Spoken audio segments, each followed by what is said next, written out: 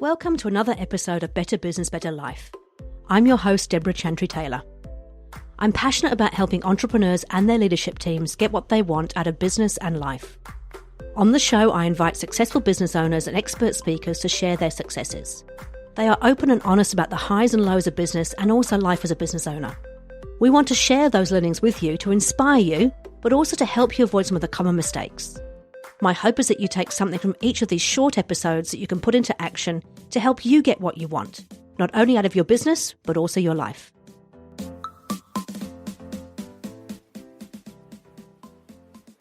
So good morning and welcome to another episode of Better Business, Better Life. Today I am joined by Tim Jones, who is the Grow Good guy. And I'll let you explain a little bit more about what that is, but welcome, Tim. Hello, thank you for having me.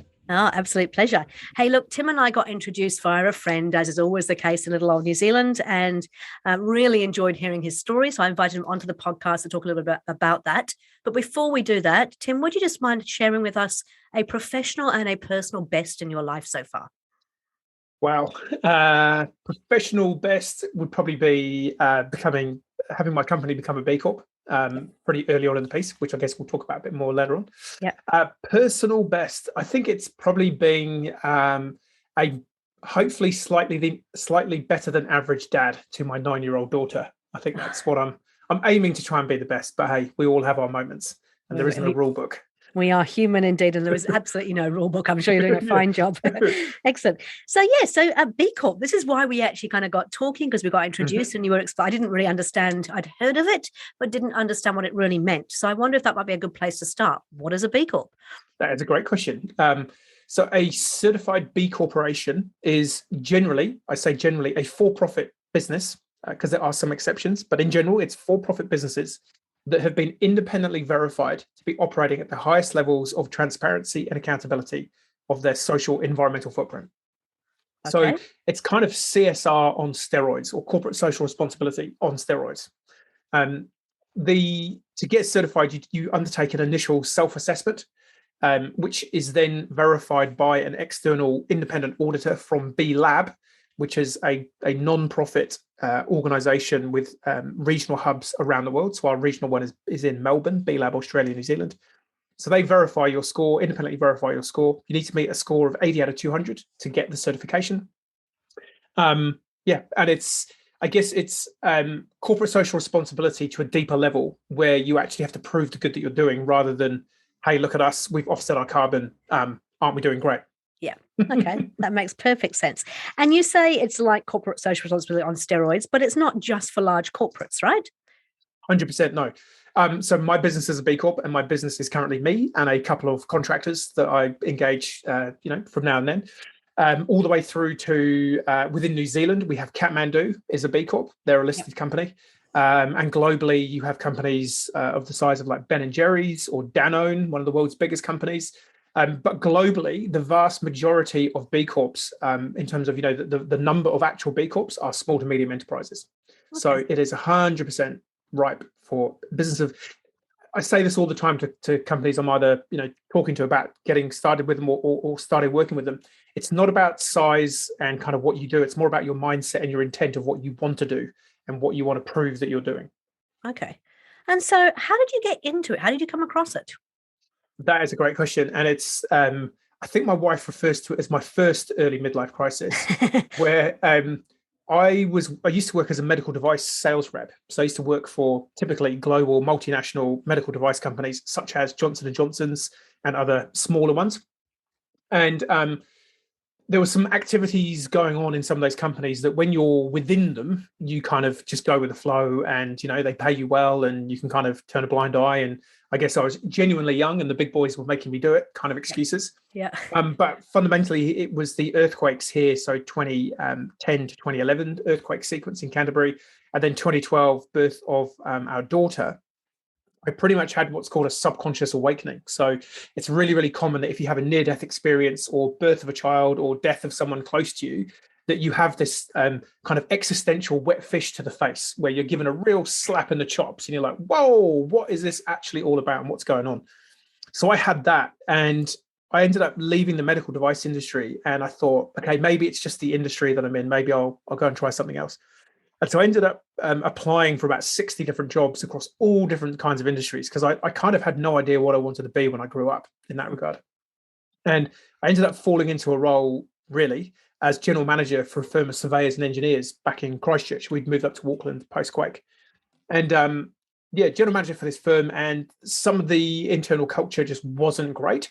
And so I kind of started Googling, is there some kind of HR program course that I can send a couple of people on, and we could maybe sort of find some program that we could look at that would, bring the culture up. And on that journey, I stumbled across this thing called B Corp certification. And I was like, okay, this is pretty cool. It's kind of looking at your business beyond not just your environmental footprint, but how you treat your staff and some other metrics, which we can sort of unpack a bit more in a minute. Yeah. And I thought, oh, wow, this looks really cool. I wonder if there's one in New Zealand. And I had a quick look. I was like, damn it, there is one in New Zealand. I was like, I wonder if there's one in Christchurch. Hopefully there won't be one in Christchurch. It's like, damn it, there is one in Christchurch. So I emailed the CEO, Steve Arder, who's now actually based in Tahoe, California. I said, hey, just stumbled across this B Corp stuff. I see that you are one. Like, can I come and have a chat? And so I booked in a 45-minute meeting with him at their head office, which used to be in Heathcote, just outside of Christchurch. And I left there maybe 2.5, 3 hours later, just with my mind completely expanded. That there was a group of companies, and back in this would have been 2013. There was a group of companies globally that were aiming to be the best for the world, not the best in the world, and that was the thing I was looking for. It's like, I guess my time in the medical device and then in the world of sort of commercial property, it just seemed to be that all anyone cared about was making money, and they didn't care about whether people or the planet got destroyed on the journey. And that was the thing that really wasn't sitting with me. And I think that was where my daughter really played a part. It's like, well, hang on a minute, like what world am I creating that she's going to inherit? And do I want to be a part of one that she inherits where it's a great planet that's doing really, really well? Or do I want to just skip a beat and let her be the one who has to pick up some pieces of stuff that's not going so well? Yep. Oh, fantastic. Actually, it's interesting because you just kind of struck a chord with me. I realized that actually I had a similar kind of, I think you call it a subconscious awakening on the death of my mum and my brother. It was like, oh my goodness, life suddenly became too short. And what are we doing? And I too, as you know, worked in the medical pharmaceutical industry for quite some time. And I too put up with all the stuff that went on. And now I look back and go, I'm horrified actually when I look back at what we put up with. Yeah. Totally. It's a really cool, it's cool. It's poignant. It's devastating. It's enlightening, called The Bleeding Edge. It used to be on Netflix. I'm not sure if it's on there, but it's a big expose of the medical device industry, because a lot of people kind of go, and I guess it's topical in the COVID, vax, not vax world. Yeah. Some people are skeptical of pharmaceutical companies. However, the medical device industry is actually bigger, more pervasive, and less well known. So if you think in a hospital, every piece of equipment in a hospital is sold by a company, including all the bits and bobs that go into a human in an operation. Yeah. And so that and typically that's the thing, we need that existential hit from outside to make us wake up and go, well, what's this all for? Well, I'm pleased that we both had that in some respects. Yeah. So tell me a little bit more about what it means then, to be, because you said that you have to go, is it 80 out of 200? 80 out of 200 points on this. I have to say, I've got to be honest. So if I was at school, that wouldn't even be a pass, right? So I've got to ask that question. Totally. And everyone says this. It's like, oh, how hard can this be? It's like, just turn up, take the test. Yeah. Good luck is what I say in return to that. So most companies who take the self-assessment for the first time score between 40 and 50 out of 200. Wow. So if you are a limited company whose, your only fiduciary responsibility is to run solvently, and trade within the laws of the land, most of those companies giving it a first go score between 40 and 50 points. So to be even getting 80, you're doing well. I guess also for reference, there is no 200-point company in the world currently. The highest, I believe, at the minute is about 170. Okay. So no one has got, that close to 200 yet. So to be scoring 8 at 80, you're doing significantly better than most of your peers. Yeah. Okay. And so then tell me a little bit more about what's involved. Like, what are the things that are measured? What does it look like? How? And also, I suppose I'm interested from a business point of view, what difference does it make to the business? Because it's all very well and nice to get a little tick and go, yes, we're B Corp certified, but what does it really do? Yep, totally. So the process, the assessment itself looks at your business across 5 pillars, as I call them, or 5 sections. So it looks at your governance. So who owns your business? How transparent is your business? there was that whole thing a few years ago, was it the Monsec Fonseca, whatever it was called, where, all these companies seemingly were owned by one guy in the Bahamas, and there were 50 shell companies, and, no one knows where the money's going and no one's paying tax anywhere. If you're doing that, you're probably not going to make a great B Corp. Yeah. So the governance section, is around sort of transparency and accountability. Who owns you? Are you get more points for being a worker-owned cooperative, things like that, at sort of the highest level. Then it looks at your workers. So what benefits beyond what is state mandated do you provide to your employees? So in New Zealand, companies typically score really well on the workers section because we have a lot of favourable trade winds. We have mandated holiday, maternity leave, paternity leave. We have a living wage, all that kind of good stuff. So the workers is worker benefits and entitlements beyond what is state mandated. Yep. Then it looks at your community impact. So community is where you capture supply chain as well as opportunities that you're providing to perhaps people that are historically finding it hard to get employment. So do you provide opportunities for people, with disability or from other underrepresented groups to get employment within your company? It's also where you capture anything around charitable donations and giving back.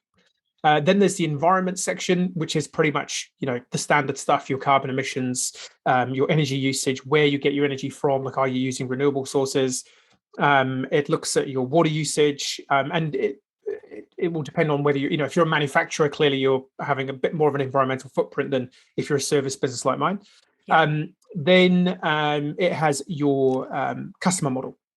So what are you selling? What product or service are you selling, and to whom? I think that's the 5. Is that right? Yeah, that's 5. I've got 5: governance, cool. community impact, workers, environment, customer model. There we go. That's the one. Yeah. And you had a supplement. So what does this actually give you? Well, this is the thing. I think when you look broadly what's happening in the world, there are some systemic factors that are driving the rise of people wanting to prove and verify the good that they're doing. Climate change, we've got the COP26 stuff going on. COVID, I think, has led to a lot of business owners having that existential fish to the face. It's like, if your business wasn't an essential business during lockdown, well, why does humanity need you? If you're not genuinely needed by humanity, then why are you selling stuff and destroying the planet potentially? At the worst end. Globally, we've got movements. Pick a social movement where someone has a concern around it. There's inequality, there's racial discrimination, there's gender equality, there's pay equity, there's there are plenty of things that can be made better. So there's some systemic factors that I think are driving that. But for me, if you look at any business, there are 4 groups of humans that every business needs. You need customers, you need employees, you need investment, and you need suppliers. And all 4 of those groups are increasingly demanding that you do better in your business. So the Colmar Brunton Better Futures report is a really great report for some stats, for Kiwi businesses. And year on year, it's showing that customers and employees want to work for and buy from brands that can prove that they're genuinely contributing to something better in life than just trying to make money. The evidence is overwhelming there. Supply chain, this is coming from 2 levels. We've got some bigger B Corps coming through the process right now. One of the questions that you're asked as a B Corp is, look at your own supply chain and try and find small, independent, locally owned suppliers where possible. So there is going to be becoming, I think, an increasing tail wagging of dog, where there is a large company in the middle who will want to start finding smaller, independent suppliers locally that they can plug into. But the big one for me really is sort of the investment side. And when the money people get B Corp, then you kind of know it's a real thing. This isn't just, hug a tree, let's all, sing kumbaya and have a great time and try and save the planet. There is some economic reality to it. So in May this year, ANZ Bank created the first of this sort of lending vehicle of its kind in New Zealand, really at scale, where they created what's called an ESG backed loan, so environment, social, governance backed loan for Kathmandu of 100 million Australian dollars. And that is basically indexed on Kathmandu maintaining and increasing their B Corp certification score. Wow. So I used to give examples of this of Danone in Europe. This is now big companies in New Zealand. And I get the impression that the team at ANZ and other, Kiwi Bank is now a B Corp, Co-op Bank is a B Corp. I don't think we're far away from us seeing financing and investment vehicles where, as part of the deal, you need to be proving that you're doing more good as a business. And ANZ have basically saying, B Corp was the framework that they chose because it just gave legitimacy. It's independently verified and it's globally recognized. Yeah. So like I said, it's not just kind of waving the flag saying, hey, we're corporately social responsible, but we've actually got something that backs it up. Yeah. Yeah. And I guess just a couple of other things to point to. There was a study done at the University of Ghent in Belgium a couple of years back, or 2018.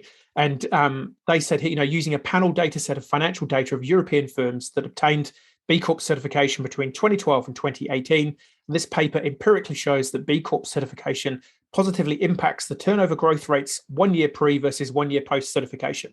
So there are compelling arguments, spiritually, metaphysically, just do the right thing. Yeah. There are marketing and HR and recruitment arguments if you just kind of want to be a slightly better business and capture the goodwill. But if all you care about is making more money, then you should be a B Corp. The bottom line too. Yeah. So it's like there is no way out of this. You should just be a B Corp. So the Kathmandu example is a lovely example of, where that's obviously helped them with the bank stuff. I know that you actually work with companies to help them prepare for the B Corp certification. Can you give me an example of a company, you don't have to mention names, but a company you've worked with and the differences you saw before you started working with them and once they completed? Totally. There's been some really good examples just recently where I think Kiwis in general, we're pretty humble. We don't always sort of recognize the good that we're actually doing. Yep. Which is one part of it. And the second part of it is the assessment. If you've never done the assessment before, it can be quite tricky. Some people can just do it and they can breeze through it. But if you're time poor and you're constrained and you just want to get it done, it can chew up a bit of time, which is why I've created that service. But what I typically find, like one great example, it's a company that they sort of have nutrition and cosmetics as their products. Yep. And there was a whole lot of stuff that they were doing that for them was just business as usual. But when I was unpicking it, I was going, do you know how phenomenal it is that you're doing what you're doing here? And they couldn't recognize it because it's like the fish in the water. It's like, well, what do you mean? We just do this. We swim. And yeah. yeah. And so there are some companies where they're doing a lot of good and they've kind of lost sight of the good that they're doing and going through the assessment, and they have to kind of dredge this stuff up and bring it up and go, oh yeah, we do that. And you can just see all the team, like the pride and the engagement and the excitement in the team, having someone external coming going, like, genuinely, you are doing some amazing stuff here. Like, keep going, keep building on it. But equally, there's quite a few companies where they kind of go, well, we don't know what this question means. And I can sort of help unpack it. And they go, oh yeah, actually, we did do that. We had that training person come in and run that program, but didn't we help that company do this? And it's like, yes, that's exactly what this question is asking. And they're like, oh, okay, so we are doing this stuff. Yep. So yeah, it's kind of, that's typically the two that I work with. Okay. And so then if somebody does it and they don't score so well, do they then get feedback about what they could be doing to improve? Like, how does the whole process work? Yep. So the self-assessment works on the principle that you need to be showing a score of at least 80 out of 200 before you can click submit. And that's where people like me come into play. It's like, if you're stuck, a lot of people ring me because they're stuck at 60 or 70, or they've had a quick look at it and they just go, oh, I just need some help. I just want to do this quickly. So let's just get it done. So you can't click submit until you've reached at least 80. Typically, what can happen is maybe you've got 85 and you click submit. It's not uncommon that during the initial process of verification with your auditor, you will start losing points as they start going through and going, actually, okay, we're not so sure about this one, or what have you. Yep. But that's where, that's what I'm trying to offer as a service. That means that's less likely to happen because you've kind of been almost, I guess I kind of pitch it like you have to take an exam. I've taken the exam multiple times and I've got the answer sheet. Yep. So I'm pretty confident I can get you a decent score that's not going to be, going up and down too much. But yeah, typically, like I say, you can't actually click certify unless you've reached the 80 out of 200 threshold. But I guess everyone kind of wants you to become a B Corp. So it's not a negative scoring system. It's a positive scoring system. So you get recognized for the good that you are doing, not, sort of punished for the bad that you're doing, if that makes sense. So even, the standards assessor will guide you and give you guidance and say, well, look, I can't give you these points right now. However, if you go and do this, or if you can find me this spreadsheet, or if you can show me an invoice of this, then I can give you those points. That's what I was hoping for. So it gives you some positive ways to actually improve going forward. And then once you're part of the B Corp kind of family, I guess, of certified companies, is there support in that network? Is there anything else that, that you get from being certified? Yep, we're definitely trying to get better at doing that. It's been, for the first few years, it was pretty hard with the not only the tyranny of distance that New Zealand suffers being at the bottom of the planet, but also we're a long, skinny country. We had lots of B Corps in Christchurch. We had a couple in Wellington and a few in Auckland. So it was really hard for us to get together. There is now a really strong community in Auckland. Mike Carroll, who runs an IT company called Brightly, he basically runs the community events in Auckland. Yep. So if anyone's in Auckland, they want to go and have a look at what B Corp's all about when they're out of lockdown in the near future. Hopefully, Mike will be getting some stuff going. Claire at Springload in Wellington, she's been doing a lot of work trying to get the Wellington community going. And myself and Kath from Eagle, who were the first B Corp in New Zealand, we try and keep some events going in Christchurch. So we try and they're called B locals. So there's these regular B local events where if you're kind of B curious, come along and have a beer or whatever it is, the event that's being run. So that's really a big part of it, is trying to build that community of like-minded businesses that just want to be better and go on a journey to do more good. Awesome. Oh, that's fantastic. Okay, so how long have you been certified for yourself now? 2016 was my first one. So I certified 2016. It used to be that you recertified every 2 years. So I then recertified 2018, and then they've moved it to a 3-year recertification cycle due to basically overwhelming demand in the system. So I'm literally just going through my second recertification now. So it's kind of like the classic builder's house on the street. I'm spending all my time helping other people, which is why on Saturday I was working, going, right, got to pull all these documents together and find all this evidence for my own assessment. Excellent. So if people are curious, you said obviously they can go to the local events, the B local events, but is there anything online they can actually check out as well? Yeah, totally.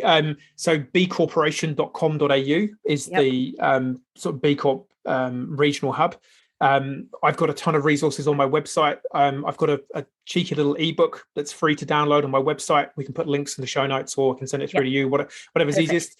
Which basically summarizes, the why, what, and how of B Corp. Like, why is it a thing? Why you should think about it, and if you want to do it, how do you go and do it? Perfect. I'll definitely grab that from you. I'll put that into the notes afterwards. Yep. Cool. And so your website is growgood.co. growgood.co. Fantastic. Yep. Okay. So one of the things I always ask is, we're aiming to help people improve their lives and their businesses. What are the 3 kind of tips or tools or things that you would like to share that have been really helpful in your journey, or that you think could help people on their journey? Yep.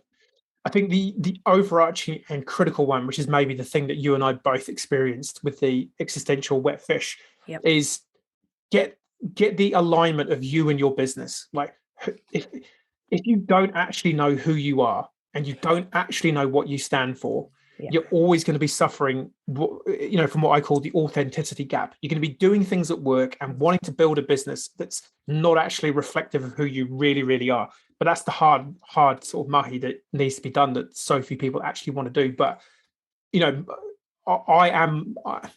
I and my business are one. Like, everything that I think and feel to be true, I get to express in my business. And that is liberating and exciting in equal measures. Whereas I know how I used to feel trapped in a corporate environment where I had to not say what I thought for fear of something happening. Yeah. And I think, whilst obviously I work most with business owners and their leaders, I think it applies even when you're in a job, though. Like, if you're doing something that doesn't make your heart sing, for goodness sake, go out and find out what does, because 100%. life is too short. 100%. Yeah. It was a disturbingly awful statistic from UK government, UK Gov or YouGov polls that they run. Again, this is maybe 2018. I think it was 35% of British employees felt that their job provided them with no meaning, and in fact, it was contributing to destroying the planet. And we wonder why there's a mental health crisis. And equally for managers, I think it was 2017 or 2018 again, a World Economic Forum survey, 50% of managers and leaders surveyed felt their job provided them with no meaning. Wow. It's like, you're going to be there for 80,000 hours. Yeah, please enjoy it. I want to like it just a little bit. So yeah, get that stuff under control. That would be my overarching one. Do you have a sort of a resource that you? I mean, I love the Start With Why by Simon Sinek, and he's got some good workbooks things you can work through as well. Is there one that you use or recommend? Yeah, I've got. I mean, that's something that I work with people as well, is helping them work out, well, actually, who am I? I've got a cool little YouTube video. I can give you the link to that, which is basically like a 60-minute overview of that journey to purpose and finding out actually who you are. There's so many. There's a lot of reading you can do there. I mean, things like Man's Search for Meaning by Viktor Frankl. Yes. Getting really down to sort of brass tacks and what is it all about? I mean, ironically, some of the best things you can actually go and watch are movies. It's that hero's journey. Hero's journey, is the journey that we typically all need to go through to become the best version of us. So go, your homework is go and watch Star Wars, go and watch Harry Potter, go and watch The Hobbit. Read The Hobbit. So that would be, does that count as a second piece of advice? Or is that still number one? No, I'm holding you to just one. That's number two, please. Number two, so my background was in sales, and I do sales training as well as the B Corp and purpose stuff that I do. Do more outbound sales activity if you're in a business. You can never, you think you're doing as much as you can, but you're not. So just give me, so what do you mean by outbound sales activity? Because as soon as somebody says that to me, I go, oh my God, cold calling, I can't do it. But that's doesn't have outbound. To be cold calling. Yeah. Doesn't have to, well, I mean, it is. I mean, but cold calling, we're getting, you should never be cold calling to sell on a call. The only reason you cold call is to ring someone to confirm their details and ask them to get an appointment. Yeah.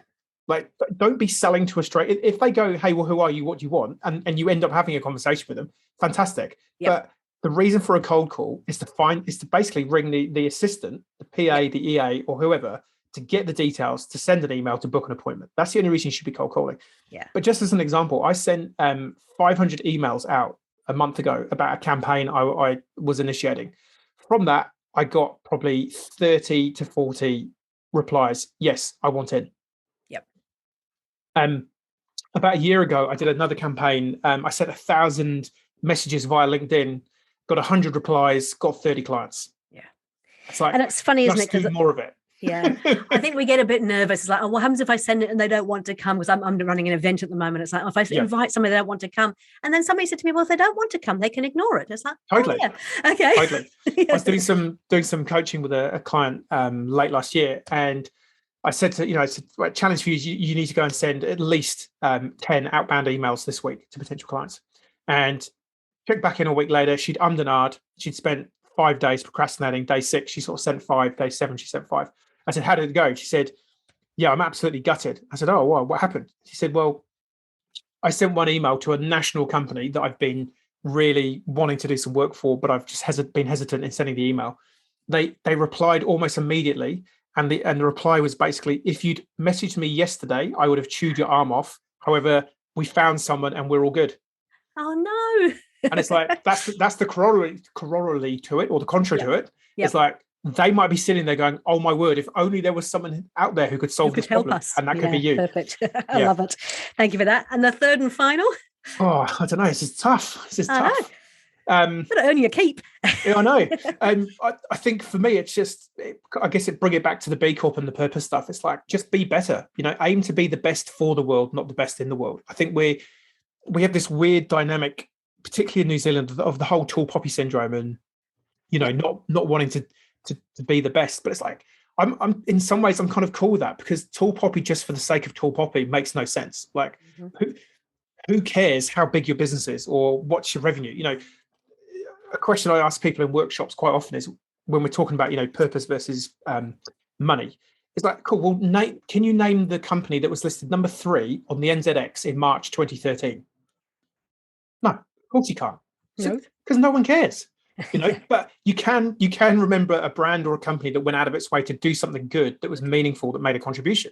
Yeah. And that would be my thing, is like, just really think about how can your organization make a dent in the universe. You're going to be remembered for the thing that you did, how you made people feel, rather, instead of, what you did and how you did it. Yeah. It's like, yeah.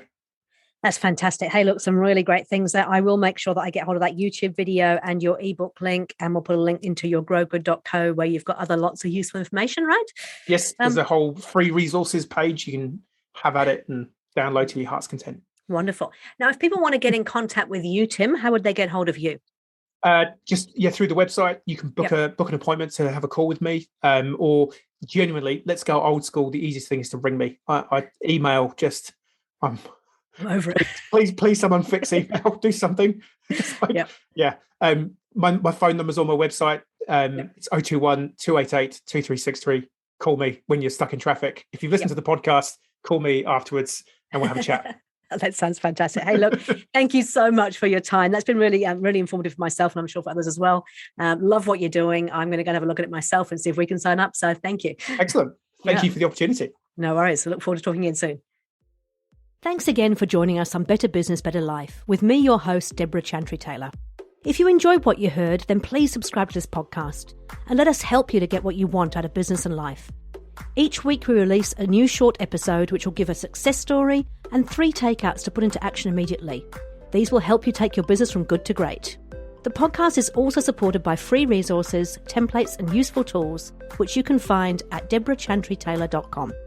I am a trained entrepreneurial leadership and business coach, a professional EOS implementer and an established business owner myself. I work with established businesses to help them get what they want. Feel free to contact me if you'd like to have a chat about how I might be able to help you, or if you'd like to join me as a guest on this podcast. Thanks again to NZ Audio Editors for producing this podcast. See you on the next episode.